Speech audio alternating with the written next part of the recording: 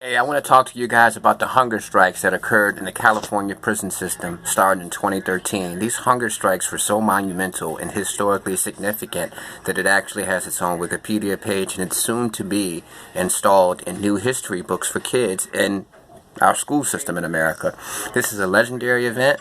I haven't seen much media footage of it. I guess the media doesn't really want to cover it because it's such a profound issue dealing with humanity. But this hunger strike was so significant because it led to a peace treaty between the four big gangs in the California prison system that represent each racial group. The Southern Hispanics, Mexican Mafia; the Northern Hispanics, Nuestra Familia, our family; the whites, the Woodpile, they call them Peckerwoods. White people are called White Peckerwoods in prison. Aryan Brotherhood; and then the blacks, BGF. Those are the big four in the California prison system. And these four particular gangs have been in war since the 60s. And they came together for the betterment of everybody during these hunger strikes. And some people even died during these hunger strikes. The reason why they were doing hunger strikes is because they wanted to get out of segregated housing units.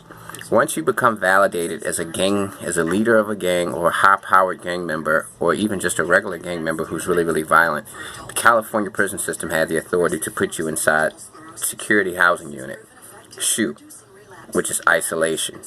23 hours a day, you're only out for like an hour a day, and when you go out, you're only out like in cages. You don't go out into a regular recreation yard. Regular prisoners get a chance to go out into like an amusement park of activities, basketball courts, handball courts, but the guys who were in the SHU, they actually had they were in a cage. They were like in a cage outside, small little tiny cage, about the same size, a little bit bigger than their cell.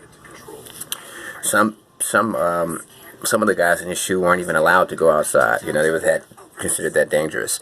And as a result of this brutality, this harsh, draconian punishment, some guys actually were in a SHU for 40 years, 30 years. One thing that the California system had in its back pocket was there was no limitations or restrictions on how long they could keep you in the SHU. Now, this is the Aryan Brotherhood leader speaking about the end to racial hostilities.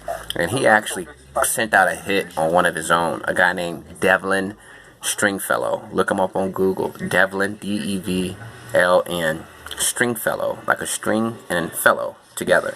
He was killed because he started a riot, and that riot broke the terms of the peace treaty between all the gangs, so he had him hit. That's how serious these guys take this hunger strike thing. Killing each other, and then they're screaming to the public, and look how dangerous these people are. We need to do this and we need to do that. And if you look really truly into the roots of all that, it's money. It's all behind money and control and manipulation. So, in the prisons, we would all go out somewhere to the dining room to eat. It would be whites on one side, the blacks on one side, and the Mexicans on one side. So, and then, once we got to, learn and through our own experiences and through our education, this is like a microcosm of the entire world. The communities out there is somebody's causing this separation. Alright, now let me give you a little bit more background information on these hunger strikes. They started on July 8th, 2013, and it involved over 30,000 inmates in protest of the state's solitary confinement practices, and it ended on September 5th, 2013. The hunger strike was organized by inmates in long-term solitary in the security housing unit at Pelican Bay, in protest of inmates housed there that were in solitary confinement indefinitely for having ties to gangs. Another hunger strike that added to the movement started the week before in High Desert State Prison. The focus of the High Desert State Prison hunger strike was to demand cleaner facilities, better food, and better access to the library. Due to the two-month hunger strike, lawmakers agreed to hold public hearings on the conditions within California's maximum security prisons, where this prolonged solitary confinement has taken place. Following this announcement, a week later, on September 4th, 2013, there were 100 inmates in two prisons on a hunger strike. 40 of them had been on a hunger strike continuously since July 8th. All remaining hunger strikes, in light of the lawmakers' promises, resumed eating on September 5th, 2013. Health and human rights concerns surrounding California's use of solitary confinement are not a new phenomenon. Questions regarding both the mental and physical health of prisoners kept in solitary confinement have been prevalent since the practice began in the early 1800s. The hunger strike began in early July 2013 by inmates across prisons in California in an effort to protest solitary confinement and inhumane conditions within the prisons. The strike began and was led by inmates within the Pelican Bay SHU. The leaders of the strike formed the Pelican Bay State Prison SHU Short Corridor Collective in 2011 to protest prolonged solitary confinement and debriefing practices that were common within the prison. At its peak, 6,600 prisoners across 13 California jails participated in the 2011 hunger strike. The 2011 hunger strike was ended by the organizers after approximately a month because of the agreement between the California Department of Corrections to make reforms. The 2013 strike began because this group felt as if that the California prisons had not kept their promises. Okay.